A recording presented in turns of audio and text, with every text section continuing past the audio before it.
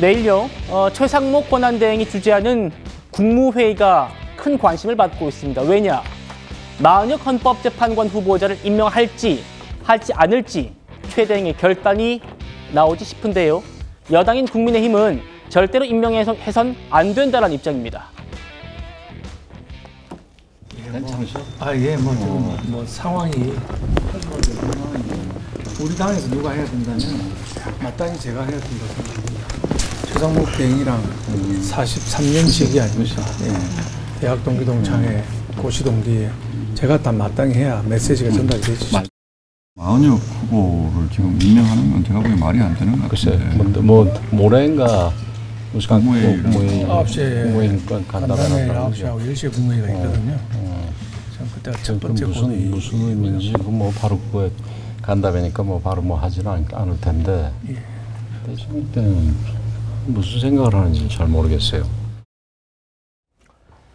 최상목 대행과 43년직이라는 박수영 의원이 단식 농성을 지금 하고 있고, 권영세 비대위원장 목소리 들었습니다만 최상목 대행이 당초에 무슨 생각을 하고 있는지 모르겠다, 이런 말까지 나오고 있는 상황입니다.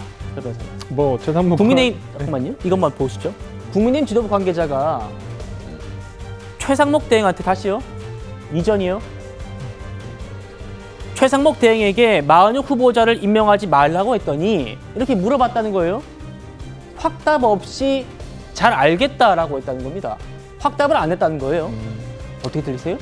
심사숙고하겠다라는 생각으로 저는 들립니다. 저 개인적으로는 최상목 권한대행이 아마 임명하지 못할 것이라고 저는 전망을 하고 있습니다. 왜 그러냐면 아무래도 대행의 대행 체제입니다. 그런데 헌법의 대통령의 권한 행사로서의 어떤 헌법재판관 임명인데, 이 부분을 본인이 하기에는 법리적으로야 문제가 없겠지만은 정무적인 부분에 있어서는 상당한 부담이 있을 것이다라는 생각이 들고요.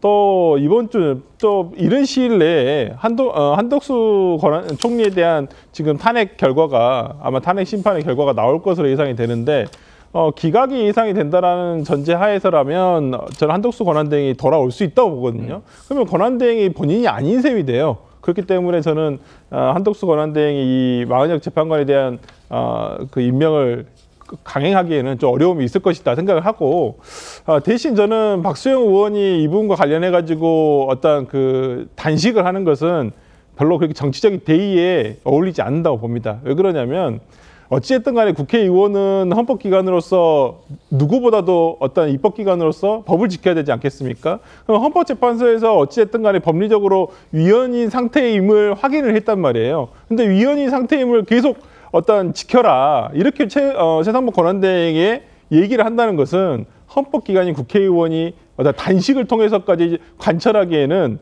그만한 정당한 대의는 아니라고 저는 봅니다. 예, 박수영 의원의 단식 현장에 오늘 이 사람이 깜짝 등장했습니다. 누군지 만나보시죠. 아이고, 여기까지 오셨습니다. 용기는 됐다요. 아이고, 저랑 선생님이야말로 용기는 됐다 하셨죠. 우리 저도 합류하려다가 오늘 사실은요. 여기에? 네. 합류하려고 하다가 내일 모레 수업이 있어요. 그래서 수업이 있는데 또 하면 또 분명히 학생들 생각 안 하나 이럴까 싶어가지고 마음은 그렇습니다. 그리고 수업 끝나고 기꺼이 합류할 생각입니다. 아이고. 다른 일, 중요한 일 많이 하시는데.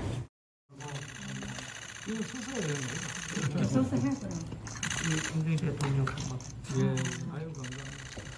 정진 변호사님. 네네. 내일 모레 강의가 있어가지고 그렇지 그것만 아니었으면 나도 단식에 합류했을 거다, 이렇게 꼭 껴안기도 하고요. 또 메고 있던 빨간색 목도리 있잖아요. 그걸 서로 바꾸기도 했대요. 지금 전한길 씨 탄핵 반대 집회를 사실상 이끌고 있는 사람이 마은혁 후보자 임명에 반대 힘을 싣고 있다. 이 장면도 최대한 압박을 하는 것이라고 봐야 될까요? 어떻게 보십니까? 지금 제가 시중에서 이야기 들어보면요. 네. 국민의힘 국회의원 몇 명 있습니까? 108명 있잖아요. 108 번뇌라고 하던데 국민의힘 국회의원 108명보다 전한길 씨 한 명이 훨씬 낫다. 이런 이야기까지 하고 있지 않습니까? 그러니까 박수영 의원이 지금 단식하고 있는데 그렇게 지금 인기가 높은 전한길 씨가 와가지고 격려해 주는 게 나머지 국회의원들 107명 다 와가지고 격려해 주는 것만큼 오히려 그것보다도 더 그 힘이 됐을 수도 있겠다, 그런 생각이 들고요. 제가 마은혁 그 헌법재판관 아직은 후보자입니다. 네. 권한쟁의 주문을 읽어봤어요. 주문이 어떻게 되어 있느냐? 피청구인 최상목 대행입니다. 피청구인의 최상목 대행의 그 부작위는 국회의 재판관 선출을 통한 헌법재판소 구성권을 침해한 것이다. 끝이에요. 이게 다예요. 그러니까 쉽게 말하면은 그 헌법재판소가 최상목은 빨리 언제까지 마은혁을 임명해라 이런 이야기가 없고요. 최상목 대행이 마은혁을 지금 임명하지 않고 있는 것은 헌법재판소의 구성권을 침해한 것이다. 그런데 헌법재판소의 구성권을 부작위로 행사하지 않았던 데가 어디입니까? 민주당이었잖아요.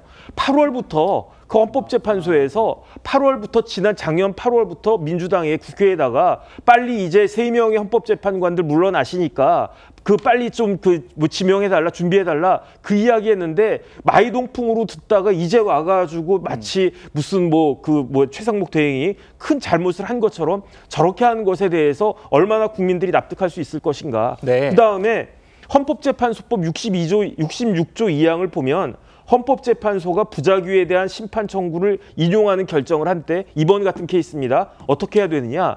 피청구인은 결정 취지에 따른 처분을 해야 한다 이렇게 되어 있어요. 마찬가지로 즉시 해야 된다 이런 것도 없고 언제까지 해야 된다 이런 것도 없습니다. 뭐랑 똑같냐면요.